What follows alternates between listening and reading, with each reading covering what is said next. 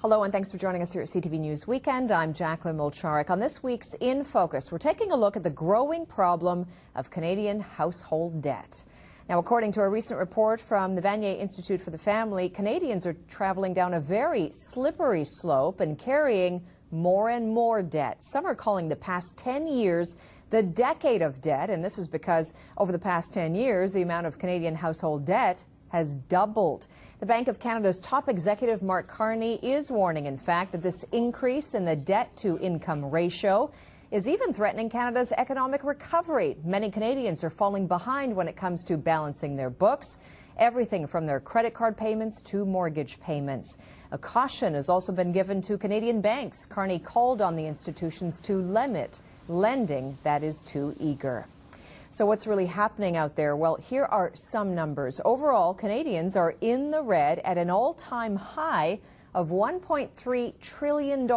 And for every $100 of personal income, Canadians are $145 in debt.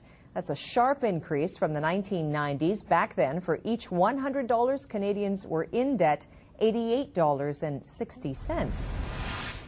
So clearly, more and more of us are borrowing money and spending more than we earn. Can we ever pay it back? At what cost? Will the economy even suffer? Here to help us answer some of this is Jeff Schwartz. He's with the Consolidated Credit Counseling Services of Canada. Jeff, thanks for joining us. We appreciate it. My pleasure. Thank you. You know, interest rates are low. What's the problem with picking up, some extra debt, maybe upping that mortgage? What's the problem? It's not so much of a huge problem if you can handle it, but if you can't handle it, it could cause a lot of problems down the road for you. Okay, and we do know rates are going to rise. So where's the problem? Should banks be even allowing some mortgages to go ahead? Or do people have to know their limits? I mean, what do we really need to keep in mind if rates rise, which they will? Well, like you said, I think interest rates definitely are going to rise, and probably sooner than later, and they've been talking about raising interest rates for the better part of 6 or 8 months, but it was going to happen down the road. And to go back to one of the things that you did say is people have to be aware of their limits. They have to understand what they can handle and the effect of when the interest rates do rise, what kind of impact it's going to have on their financial situation. So, a lot of people see owning a home as an investment. So how do you know if you're taking on too high a mortgage? Well, the scary part is we're seeing that when people do buy, that their housing costs are increasing to like 60% of their overall monthly budget, and that's just out of hand. I think in a perfect world it'd be great if we could see that number around 25 to 30%, but in Canada, especially the larger metropolitan areas, that number is going to creep up to say 30 to 40%. So a lot of thought out there is that way too many people have taken out these mega mortgages that they won't be able to afford if rates do creep up a bit, and that we in essence have a housing bubble, which some say is going to burst when rates rise, and the impact the overall economic recovery. So is there a bubble, and could it get to that? I'm a little scared of that, to be quite honest. We've been tracking this for quite some time, and I think the fact that interest rates are so low, that's been fueling a lot of what's going on in the housing market. And overall, if and when interest rates do rise, it's going to have an impact not only on the pricing of housing, but also the affordability on carrying the housing that people have already bought. So we want people to be aware that don't bite off more than you can chew right now, especially now knowing that it's probably going to happen sooner than later where your cost of owning the home is going to increase. Let's say, some people are out there with some pretty hefty mortgages, interest rates go up a bit, and they're in a situation where what they pay is impacted by the rate increase. So, I mean, the government, in essence, has, some could say, allowed this to occur. So will the government not help some of those homeowners, bail them out? That's a good question. I don't know whether the government will or they won't.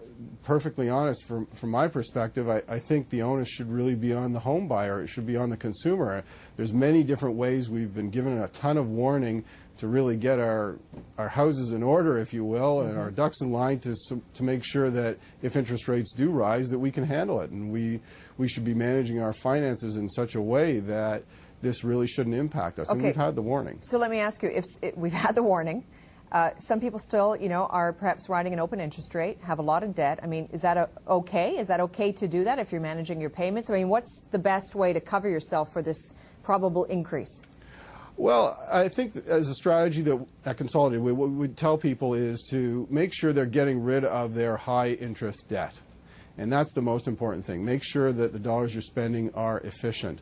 So if you've got some higher interest line of credit debt or higher interest credit card debt, do your best to absolutely retire that first and retire it soon, so that instead of paying 18, 19, 25% on your interest, on your credit cards or your lines of credit, try and reduce it to somewhere where you can handle it. Maybe there's a mortgage out there at 6%, so you can see the spread, and that's going to have a bigger impact on your cash flow if you have it at the lower rate versus the higher rate. What other practical tips can you offer people?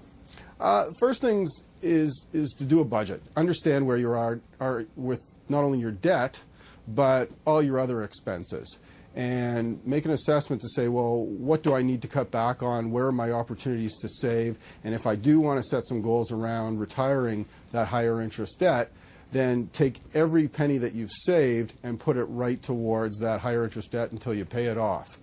The other thing is we suggest, and this comes with a big warning, is that if you do, with the rise in housing prices, if you do have room in your, in other words, if your equity has increased, then what you should do is perhaps retire some of the higher interest debt and put it towards some lower interest debt, and then pay it off that way. But the warning comes that because you've made all this room on your credit cards and your lines of credit where the cost of it's higher, don't increase your spending. Manage your spending, look at your spending, live within your means, and this tool where you've reduced the cost of your debt is just a tool. And we caution people that you really can't borrow your way out of debt here. That's so important to realize. And if they need even more advice, they can turn to the Consolidated Credit Counseling Services of Canada, right? Yes. All right, Jeff Schwartz joining us with the Consolidated Credit Counseling Services of Canada. Thanks so much. We do appreciate it. You're welcome.